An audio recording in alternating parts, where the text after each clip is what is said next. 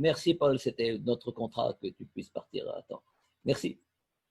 Alors, Paul est parti, donc à bientôt. Euh, nous allons peut-être maintenant entendre Tidjane Thiam, encore une fois envoyé spécial de l'Union africaine pour mobiliser le soutien international des efforts d'Afrique en vue de faire face à la crise. Tidjane, vous avez à la fois dirigé une grande banque internationale, vous avez été ministre du plan, vous êtes un des 4 grands experts avec Ndozi, Donald Kaberuka, Trevor Manuel pour essayer de mobiliser les ressources pour l'Afrique. Alors, comment voyez-vous la réponse aujourd'hui, compte tenu de vos premières investigations, et comment répondre à la diversité des besoins? Okay, Patrick, merci de m'associer à cette manifestation. I'm going to do the opposite of Masoud and Paul, just say a word in English to salute our English-speaking friends and go back to French very quickly. Very, very good to see all of you. C'est vraiment une gageure là, que vous m'imposez. Et comme je suis à peu près sûr d'échouer, je ne vais pas essayer. Donc j'avais des remarques un peu structurées, mais je pense que beaucoup a été dit. Donc je vais juste essayer de prendre quelques points que j'espère pouvoir illustrer de façon intéressante. Je regrette de ne pas pouvoir saluer Paul Collier. On avait fait beaucoup de travail à l'époque sur paix et sécurité. C'est donc, il a fait une très belle contribution aussi. Donc, merci à tous. Donc, écoutez, on est devant une crise sans précédent. Ça a été répété plusieurs fois. L'ampleur du choc est extraordinaire. Donc, ça a entraîné la prise de mesures extraordinaires partout dans le monde. Quand on regarde l'Afrique, je crois que Jean-Michel a bien repris, on a vu aussi qu'on a une crise économique avant toute chose. L'impact, le mécanisme de transmission des marchés, des prix est immédiat, instantané, et donc l'impact économique en Afrique n'a pas attendu la diffusion du virus, il a été immédiat et brutal. Je vais essayer de faire 2 choses, parler un peu de ce qui se passe actuellement, en touchant aussi la question donc, des envoyés spéciaux. D'ailleurs, on est 6 maintenant. Nous étions 4 au départ, mais nous avons maintenant Abderrahmane Ben Khalfa, ancien ministre des Finances d'Algérie, qui complète avec l'Afrique du Nord, et aussi M. Mbaya de la République démocratique du Congo. Je pense que l'Afrique de l'Ouest était un peu surreprésentée dans le panel. Donc on a maintenant une bonne couverture du continent. Donc on est 6. Alors l'impact de la crise, il a été bien décrit. Moi, il y a juste quelques éléments sur lesquels j'insisterai peut-être. Effectivement, on a eu les prix des matières premières qui se sont effondrés, les revenus qui ont baissé, le tourisme qui a disparu, les exportations qui ont baissé, crise de la balance des paiements très claire avec la baisse des contributions des émigrés.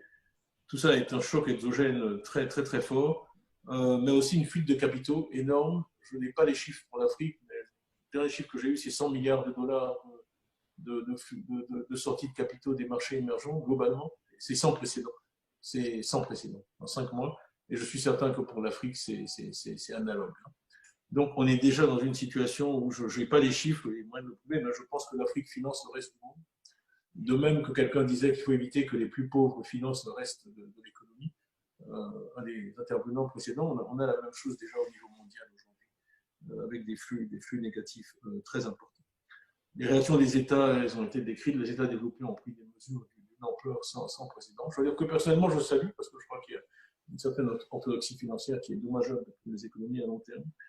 Les États en développement ont souffert. En Afrique, on a pris des mesures, mais qui sont de l'ordre de 0,8% du PIB, face à des mesures qui sont de 9 à 10% dans les pays développés. Et donc, très vite, on est venu sur cette question de la dette. Donc, nous sommes chargés en tant qu'envoyés spéciaux. Mais pour moi, c'est la pointe émergée de l'iceberg. La manière dont j'ai défini notre mission, c'est d'essayer d'assurer le financement des économies africaines pour atteindre les objectifs de développement durable. Au sein de ça, il y a effectivement une discussion sur la dette. Mais là où je veux en venir aussi, c'est en parallèle avec votre concept de vulnérabilité, une discussion sur la résilience, qui est un mot qu'on n'entend pas assez. Je crois vraiment que aussi bien les économies africaines sont vulnérables, aussi bien le but, ça doit être vraiment d'accroître la résilience de ces sociétés. Et la résilience est un concept qui touche à beaucoup de choses dont on a parlé. Je crois qu'un des éléments clés de la résilience, c'est l'arbitrage entre le court terme et le long terme. Je dis parfois qu'après de nombreuses années de CEO, ma définition du leadership, c'est de faire les arbitrages entre le court terme et le long terme. Je n'en connais pas d'autres. Donc, ça touche aussi notamment aux investissements sociaux, qui typiquement, dans la santé et l'éducation, sont des investissements à temps de retour long. Je rejoins aussi ce qu'a dit Jean-Michel. Moi, ça a été mon expérience. J'ai beaucoup travaillé en Asie. Je sais que tu connais bien l'Asie aussi, Jean-Michel, où j'ai beaucoup travaillé sur des schémas où en fait le privé était le fournisseur de la prestation sociale. Et j'avais démontré en Indonésie qu'on avait été capable de fournir une assurance santé pour les Indonésiens à un coût inférieur, bien qu'elle soit de délivrance privée, à un coût inférieur des systèmes occidentaux en termes de pourcentage du PIB. Donc, cette question de court terme, long terme, de bâtir la résilience dans la société, pour moi, elle est très importante. Je lis à ça aussi la solidarité sociale, qui est, on parle souvent des faiblesses d'Afrique, mais c'est une des forces de l'Afrique, le lien social, c'est aussi source de résilience. Et j'ajouterais la prudence. Et ça, c'est quelque chose qui me préoccupe et qui me chagrine un peu. Plus une économie ou un ménage ou un pays a des revenus volatiles, moins il doit avoir de dettes. Avoir des coûts fixes quand on a des revenus volatiles, ce n'est pas une bonne stratégie. Ou alors, il faut tomber dans des mécanismes de dette, et ça a été aussi beaucoup étudié, mais lié au cours des matières premières, etc., ça a toujours été très difficile à mettre. Mais je pense qu'il y a une des choses qu'on fait dans le privé avant de s'endetter, c'est qu'on fait des stress tests. Je ne sais pas quel est le bon terme en français pour ça, mais on regarde les queues de distribution. On ne s'endette pas et on ne prend pas des engagements que pour les jours où il fait beau. Hein, il faut pouvoir tenir la charge de la dette quand les choses vont mal. Et beaucoup de discussions dans lesquelles nous sommes pris aujourd'hui, de restructuration, de refinancement, d'annulation, je suis désolé, c'est aussi parce qu'il y a eu de l'imprudence. J'avais fait une déclaration il y a quelques années qui avait été très mal appréciée, où j'alertais contre le recours au marché, le prétendu accès au marché privé, par lequel beaucoup de pays ont été séduits, mais ils se sont endettés à des conditions non acceptables. Ils ont accepté des covenants, enfin des clauses, qui ne sont pas imposées aux autres pays. Et donc, pour cette espèce d'illusion d'accès au marché, ils ont une dette qui est peut-être à bon marché en termes de taux d'intérêt, mais qui en termes de conditionnalité, et Jean-Michel disait le marché n'impose pas de conditionnalité politique, c'est vrai, mais il impose des conditionnalités. Par exemple, beaucoup de pays aujourd'hui ne peuvent pas venir dans l'initiative de suspension de la dette parce qu'ils se sont engagés, ils ont donné aux banques qui leur fournissaient des capitaux une clause qui dit que s'ils discutent avec qui que ce soit, ça peut être un cas de défaut. S'ils discutent de quoi que ce soit avec qui que ce soit concernant leur endettement, les pays n'acceptent pas ça. Ce ne sont pas des clauses standards. Alors, pour pouvoir dire oui, nous avons accès au marché des capitaux internationaux, nous sommes une économie développée, les gens ont accepté parfois des choses qui aujourd'hui posent de gros problèmes. Donc, en tant qu'envoyé spécial, on a écrit à l'Institut International Finance, on est en train de demander à toutes les banques de donner un waiver pour cette clause, qui n'aurait pas dû être raconté par les pays. Alors, le marché nous fournira toujours les capitaux si vous êtes prêt à accepter certaines choses. Donc, d'utiliser l'accès au marché des capitaux comme l'alpha et l'oméga, le grand indicateur de la performance des économies, ça a été une erreur. Parce qu'il peut y avoir un accès qui est complètement défavorable à l'emprunteur, à des termes qui sont complètement défavorables à l'emprunteur. Donc, c'est peut-être un long développement, mais cette notion de prudence dans la prise de décision est clé aussi pour la résilience à long terme. Et il y a eu de l'imprudence, il faut le dire. Il faut ensuite aussi, et ça c'est un thème qui a été, je suis très heureux que ça ait été repris tellement, parce que moi j'y crois passionnément, c'est celui des entrepreneurs. Je pense qu'on parle trop souvent du financement de l'économie et pas assez des entrepreneurs. Encore, j'ai eu la chance de travailler en Indonésie, en Thaïlande, aux Philippines, en Chine. Je connais les 20 Chinois les plus riches. Ce sont tous des gens, chaque fois que je les rencontrais, je les avais pour clients, je leur disais, mais où vous étiez à 30 ans? J'ai eu la chance, moi, d'aller en Chine en 84. J'ai connu la Chine d'avant. Et sans exception, je me disais de quoi vous étiez propriétaire, au mieux, il me disait une bicyclette. Une bicyclette, dans le meilleur des cas. Une bicyclette, ma chemise, mon pantalon. Et ils valent tous plus de 15 milliards de dollars. Et cette création de richesse, elle est vraiment individuelle. Il n'y a pas, c'est pas non plus très populaire ce que je veux dire, mais il n'y a pas d'Amérique sans Rockefeller, John D. Rockefeller, sans M. Carnegie, sans M. Mellon. Tous les pays, M. Peugeot en France, M. Citroën, tous les pays, il n'y a pas de chemin vers la richesse qui ne passe pas par une période d'entrepreneuriat à fort succès et qui est très concentrée. Je l'ai vu aussi en Indonésie où ça se passe, je l'ai vu aux Philippines et en Afrique. Et tous ces gens-là ont été très petits. Un des Indonésiens le plus riche que je connais, il faisait des études de dentiste à la faculté. Et il s'est mis à vendre des articles à ses copains de campus, etc. Et quand il est sorti, il gagnait tellement d'argent qu'il m'a toujours dit « j'ai jamais travaillé comme dentiste ». Voilà. Je me suis mis à mon compte parce que je gagnais plus quand je suis sorti de l'université comme commerçant que avec mes années d'université comme dentiste. Et c'est quelqu'un qui vaut plus de 10 milliards de dollars aujourd'hui. Donc, je pense qu'il y a on sous-estime systématiquement la quantité de création de richesse qui est liée à des entrepreneurs à succès. En Asie, 65% de la richesse créée est créée par des première ou deuxième génération. En Europe, c'est 5e ou 6e génération, la statistique équivalente. C'est un des problèmes de l'Europe. C'est le grand-père du grand-père qui a fait fortune. Donc, on est assis sur des capitaux très importants qui croissent à un taux relativement faible. Donc, enfin bon, tout ça pour dire, je pense que il y a beaucoup de pistes qui ont été dessinées. Moi, je suis complètement d'accord sur l'importance du privé et l'importance des entrepreneurs. Je pense que c'est très important. J'associe à ça quand même, je dis, il faut que à l'avenir, il y a deux héros dans nos histoires, c'est l'entrepreneur, mais c'est aussi le travailleur social. Je crois que le Covid, pour revenir au Covid, a bien montré l'importance de l'éducation et de la santé.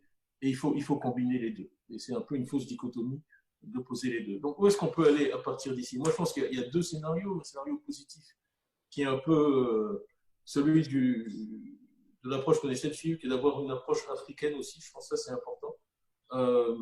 Parce que, par exemple, on se bat en tant qu'envoyé spécial pour que des pays comme le Soudan, le Zimbabwe soient traités dans le cadre de la crise du Covid, parce que malheureusement, c'est une crise, tout le monde l'a dit, mais si on ne la résout pas partout, elle ne sera pas résolue. Il faut laisser personne au bord de la route.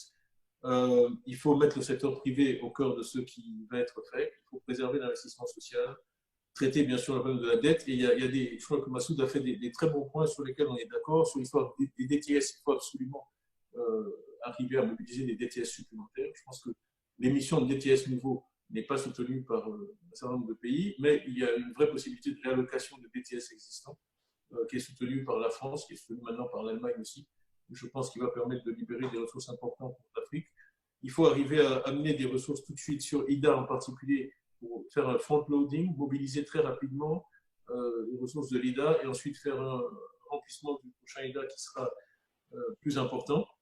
Et il faut, sur le secteur privé, effectivement, amener les banques privées à participer. Et on travaille beaucoup à ça, mais ça, c'est difficile. L'idée principale qu'on a en essayant d'innover, c'est d'avoir une espèce de special purpose véhicule qui permette de reprofiler la dette. Si on peut avoir un véhicule qui peut être un single A ou un double A, on peut arriver à améliorer les termes de la dette pour un certain nombre de pays africains sans qu'il y ait de défaut. Parce que vraiment, le pire des scénarios, je veux dire, le scénario négatif, c'est celui où on entre dans les défauts désordonnés, multiples, etc., qui nous fera reculer encore de 10 ou 15 ans. Et il faut aussi amener la Chine. Donc j'imagine, vous avez vu que la Chine a fait une déclaration récente disant qu'elle va participer de façon plus active au Debt Standstill. Il y a un sommet entre les chefs d'État africains et Xi Jinping cette semaine. Il faut absolument, dans le scénario positif, amener la Chine dans le traitement. Je crois que c'est quelque chose que Jean-Michel a aussi souligné dans son article. Le scénario négatif, c'est celui où, je vais essayer, je suis désolé, je parle trop longtemps, mais c'est celui où on part dans le court terme. Si on revient à l'arbitrage entre court terme et long terme, on privilégie les solutions de court terme, où les économies se détériorent, on a encore des risques de sécurité, etc., qui apparaissent, les arriérés. Oui, il ne faut pas que le secteur privé devienne le financier de dernier recours des États. Moi, j'avais, en 1994, en Côte d'Ivoire, beaucoup travaillé sur l'apurement des arriérés après la dévaluation, qui était un énorme problème. Il faut éviter qu'on revienne vers tout ça et que les progrès importants qui ont été faits par l'Afrique au cours des 20 dernières années soient menacés. Je crois aussi que cette question du rôle des banques centrales est très importante, qui a été reprise par un certain nombre de gens. Il faut arriver à trouver des mécanismes pour que les économies africaines aient un peu les mêmes options que ce qu'ont fait les pays développés. Mais pour finir, il y a un rapport. En fait, j'avais été nommé en 2006 à la tête d'une commission sur les biens publics mondiaux avec le président Ernesto Zedillo du Mexique. En 2006. Et j'ai regardé, avant ce débat, la liste des biens publics mondiaux prioritaires qu'on avait établis.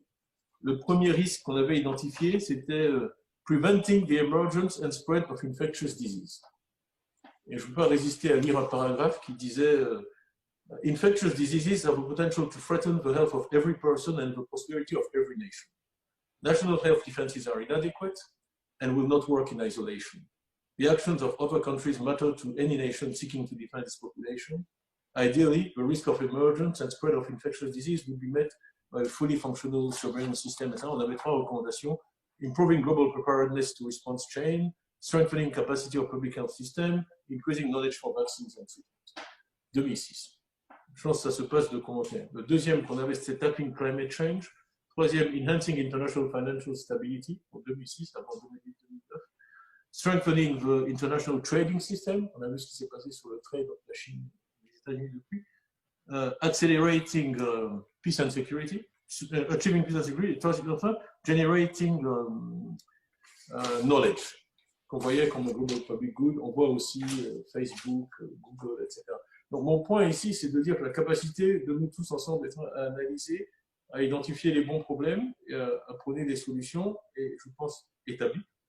Le défi, c'est de faire bouger les choses. Et on est vraiment devant une... Moi, je refuse de voir ça comme une crise. Je préfère être chinois là-dessus et voir ça plus comme une opportunité.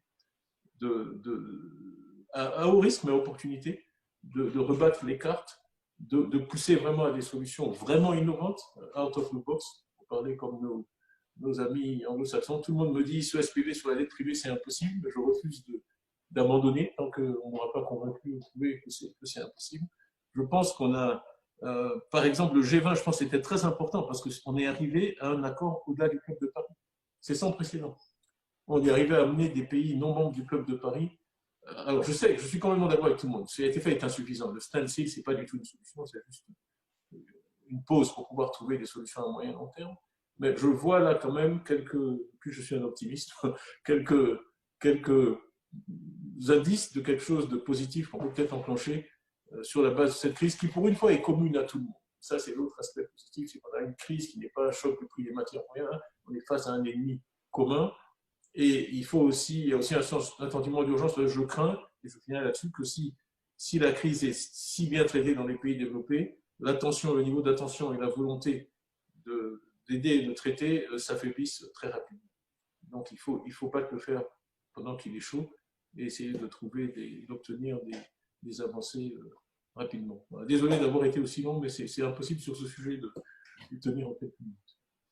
Merci beaucoup, Tidiane, de toutes ces observations extrêmement stimulantes et rebondissant sur les propos antérieurs. Donc, vous êtes adapté formidablement aux interventions précédentes et donné à ce débat. Et en introduisant un élément qui prend un peu plus d'ampleur au fil des interventions, c'est celui de la dette sur lequel certainement certains des commentateurs suivants pourront revenir.